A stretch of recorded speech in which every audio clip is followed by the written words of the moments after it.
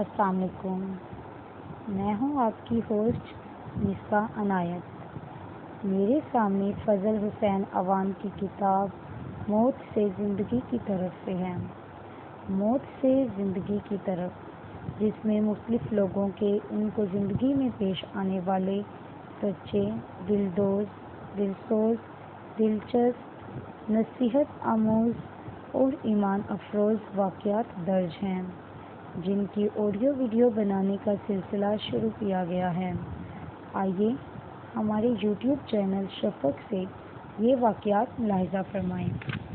ہاں تو چینل کو سبسکرائب بھی کر دیں، بیل آئیکن کو بھی پریس کر دیں۔ آئیے آغاز کرتے ہیں۔ بریگیڈیئر ریٹائرڈ بابر علاء الدین فاروقی۔ بریگیڈیئر ریٹائرڈ بابر علاء الدین فاروقی کا کہنا ہے کہ میرے والد ایک محب وطن انسان تھے۔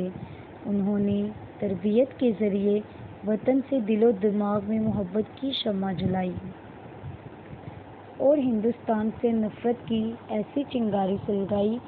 جب میں 15 سال کا ہوا تو میں نے فیصلہ کر لیا مجھے فوج میں جانا ہے اور دشمن کے آگے سیسا پلائی دیوار بن کے اپنے وطن عظیم کی حفاظت کرنی ہے۔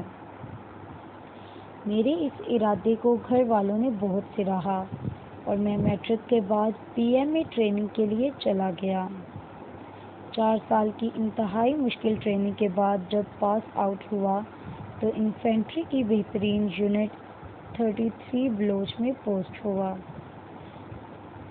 رات دن ایک تواتر سے چلنے لگے۔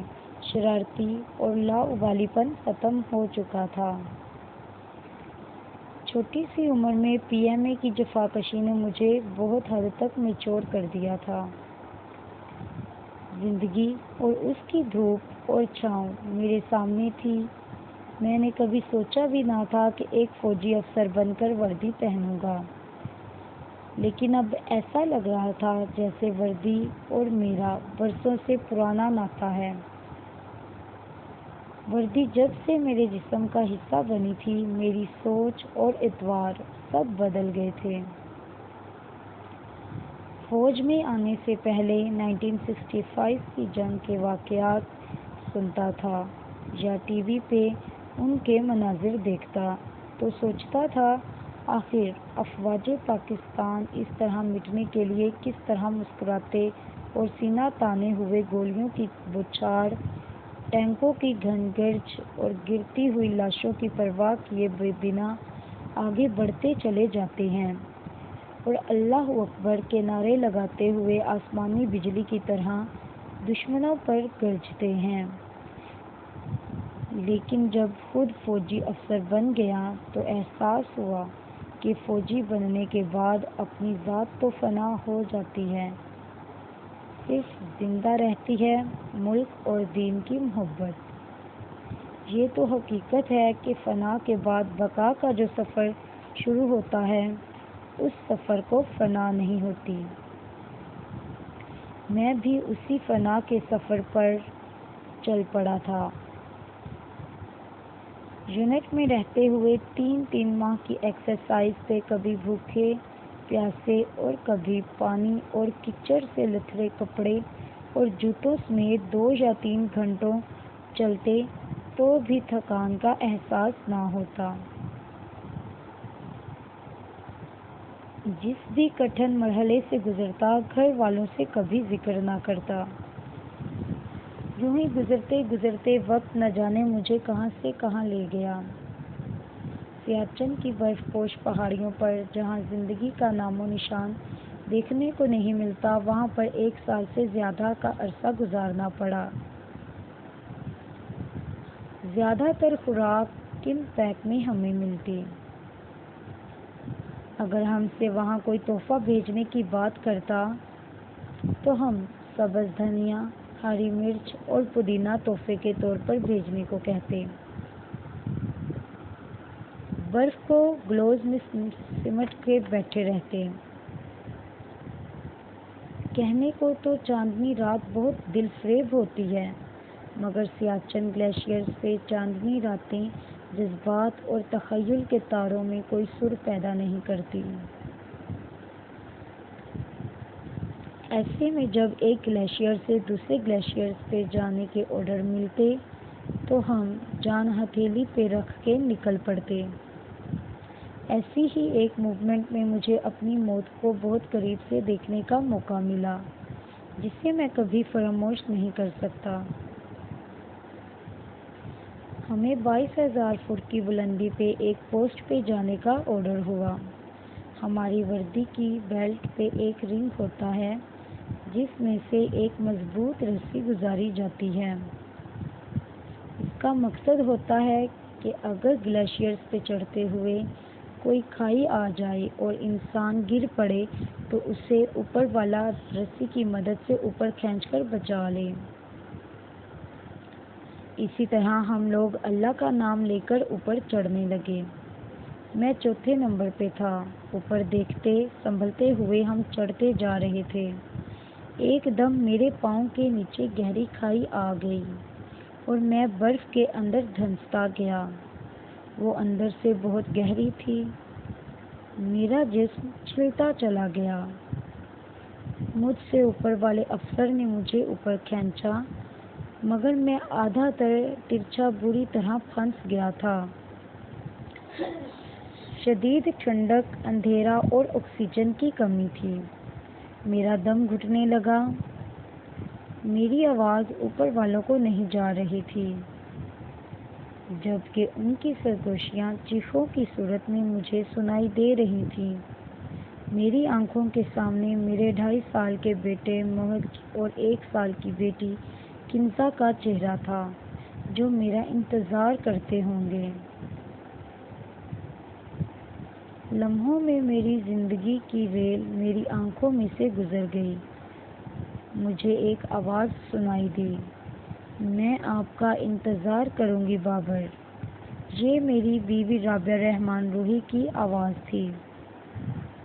پھر نہ جانے کس طرح اللہ کی مدد ہوئی اور میں نے اپنا جسم تھوڑا سا پوری طاقت کے ساتھ سیدھا کیا اور پھر کوئی مجھے اوپر کھینچتا چلا گیا۔ جب مجھے ہوش آیا تو میں ایک گلو میں تھا اور میرے ساتھی میرے پاؤں کے تلوے سہلا رہے تھے، گرم گرم چائے میرے حلق میں اتار رہے تھے۔ مجھے یقین نہیں آ رہا تھا کہ میں زندہ ہوں۔ اس سے بھی زیادہ قریب میں نے اپنی موت کو دیکھا، بلکہ موت کو چھو کر واپس لوٹا۔ 2004 میں شقیق سیکٹر پر یونٹ کمانڈ کر رہا تھا۔ وہاں پر ہر وقت ہمیں چوکنا رہنا پڑتا تھا۔ طالبان نے جگہ جگہ آئی ڈی لگائی ہوئی تھی۔ ہم نے ایک جگہ سے دوسری جگہ جانا تھا۔ ایک لوکل گائیڈ ہمارے ساتھ ہو لیا۔ میں سمجھتا ہوں کہ اخلاق اور محبت سے دنیا فتح کی جا سکتی ہے، دشمن تو کوئی چیز ہی نہیں۔ اس لیے علاقے کا آدمی ہمارے ساتھ تھا تاکہ کوئی ایسا خطرہ ہو تو وہ ہمیں بروقت بتا سکے۔ میری جیپ کے آگے ایک اور علاقائی لڑکا آ گیا اور کہنے لگا، سر میں آپ کے ساتھ جاؤں گا۔ میں نے اسے دوبارہ منع کیا مگر وہ پہاڑی کے دوسری طرف سے پھر ہمارے ساتھ ہو لیا۔ چھوٹی سی عمر، معصوم صورت، ہمارا ساتھ دینے کے لیے اس کے اندر ایک عجیب سا جذبہ تھا۔ میرے ساتھ 15 لوگ تھے، حوالدار، نائک، سپاہی اور 2 علاقائی لوگ۔ چلتے چلتے میری نظر ایک ایسے بڑے پتھر پہ پڑی جس کے نیچے سے تار گزر رہی تھی۔ میں نے چلا کر سب کو ہوشیار کر دیا۔ پہاڑ پر بھی ہمارے آدمی پکٹ پہ بیٹھے تھے۔ میرے آدمی ڈیٹیکٹر لے کے آگے بڑھے۔ طالبان ہمیشہ ایسی جگہوں سے دور بیٹھ کر ریموٹ دبا کر بلاسٹ کر دیا کرتے تھے۔ میری چھٹی حس نے بتا دیا تھا کہ ہم سب خطرے میں ہیں۔